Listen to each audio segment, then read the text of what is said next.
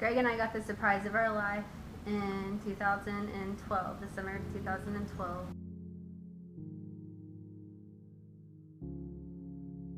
I actually thought I was going to be starting that time when I sent Greg to the store, to Walgreens, for some of that womanly stuff. And he said that while he was at Walgreens, something told him to just walk down the aisle and grab a pregnancy test. He doesn't know what it was that was telling him that something led him there. So he came home, and I was sitting on the couch. I remember sitting on the couch and miserable in t-shirt and sweats. And he came in and literally threw a pregnancy test at me and said, "Take this now." And I looked at him and I said, "You know what it's going to say? It's going to say negative. I can't have babies. Like, we've already talked about this, whatever." So, but I was like, you know what? Just to prove a point, I'm going to go take it. And I did. And that positive was blaringly clear. I walked out of the bathroom and just stared at him. I can't even say anything. I just stared at him, and he looked at me and he said, "You're lying to me." I thought she was playing a joke on me. I really did. Yeah. And I just stood there staring at him.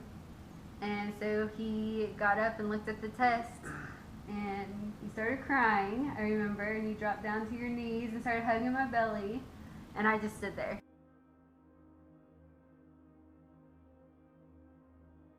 I actually suffer from panic disorder, and I have had panic attacks since I was in 5th grade.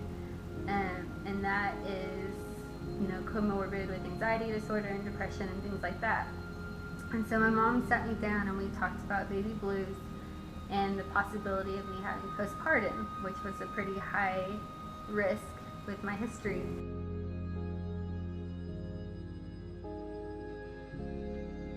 When I had never held a newborn before, and so when they gave him to me,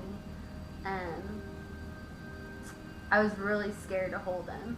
I remember I just felt really kind of dizzy and exhausted, and they laid him on my chest, and I held him for a little bit, and then I asked the nurse to take him because I was scared I would drop him, and I just felt like I didn't feel this instant connection to him. It was weird. It was like I didn't know him. Like I had carried him in my belly, and then when he was laying on my chest, he almost didn't feel real to me. Like I was just having a really hard time grasping everything.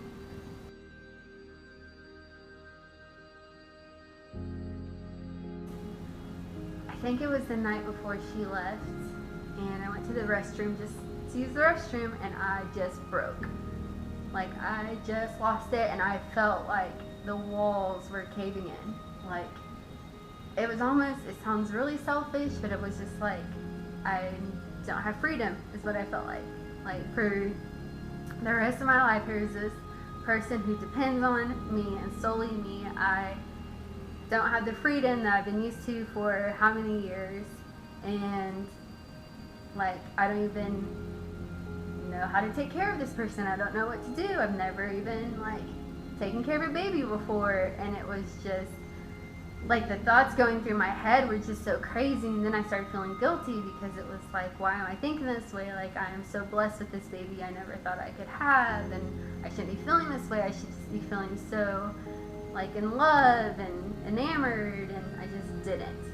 I felt completely opposite, and I just bawled. And so then I walk out of the bathroom, and my mom, who knows me so well, just looked at me and just said,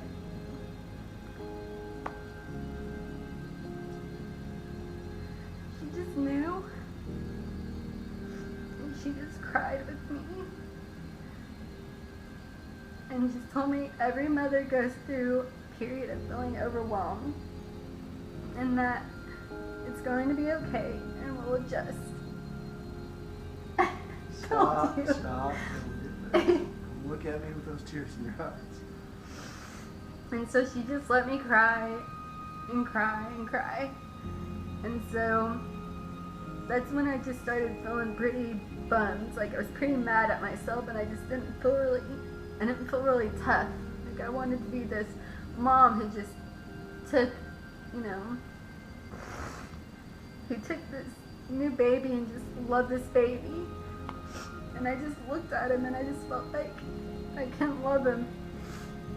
And I remember thinking, and this still like haunts me to this day, I remember looking at Phoenix and thinking that he got the short end of the stick because he did not get a mom that he deserves. And that I just felt bad for him, thinking like he deserved such a better deal than what he got. My mom had left and Greg stayed home with me a little bit longer. And for a whole week, I didn't get out of bed except to feed myself and to use the restroom. I don't even know if I showered that whole week. I don't remember. I literally laid in bed for a week and didn't see my son. I knew he was taken care of. I knew that Greg was in there. I knew he was fine. But I just felt like he didn't need me.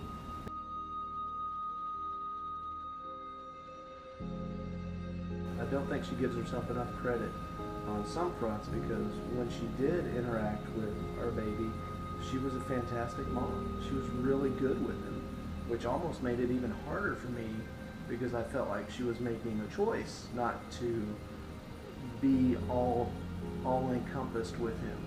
I can remember days when I would wake up to go to work. It was my job to drop him off at daycare. I would pick him up from daycare. I would bring him home and she would already be in bed. And so we would have days and cycles like that. And she would wake up at 9 p.m. and be up most of the night. And we would get into arguments about, she's like, I just need sleep. I just don't feel well. And I would say, well, you're up all night. Your schedule is off. My son and I have a different schedule than his mom, and that can't go on. And so it was just, there were just periods of that where that would happen 4 days, 5 days out of the week. And it just wore on me. And it did build up a great deal of resentment in me, because I felt like she wasn't doing the things that she needed to do to get better.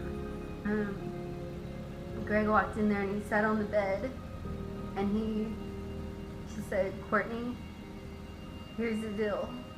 There's a little person in there that depends on you to live. He's innocent. He was brought into this world by us. He can't feed himself. He can't bathe himself. He can't change his diaper. He needs you to live. You have to get up out of this bed." And it was just like, okay. I got up out of bed. I made a bottle.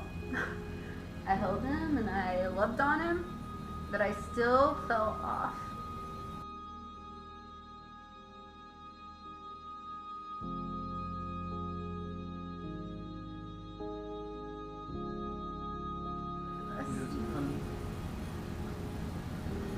Now I can't talk. I'm so proud of her.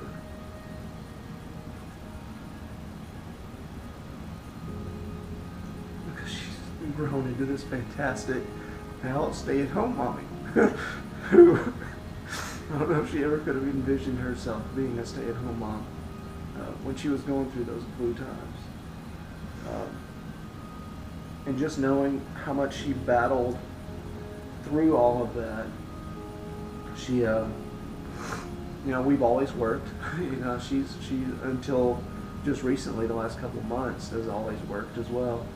And we have tough jobs. We both work in schools, and or worked in schools, and we would have to deal with children's problems all day long. And she's a counselor, and so she had to deal with the weight of the children's problems, and oftentimes the family's problems, and teachers' problems with the kids, and then coming home to this little baby that needed all of this care. There's no wonder that any mother would struggle with those kinds of things. So I'm just very proud of the mom that she's grown into. Maybe I don't tell her that enough. I know. No, I was nervous to be a stay-at-home mom. I will say that. I was nervous, but I will say I look at Phoenix now, and it's kind of funny because I'll look at him and be like, man, little guy, we've been through a lot together. And 2.5 years of his life, he toughed it out with me. You know, he just, when I look at some of those videos when he was little, and here I am going through one of the darkest periods of my life, and here's this little baby who looks at me with love, and it almost didn't matter. It was just kind of like, he loved me no matter what. He's here to stay. He's not going anywhere.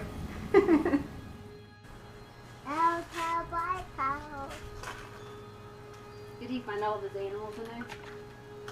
Oh no. My outfit. Outfit. Oh, outfit. Oh, here's your drill. Hey, is outfit. Right here.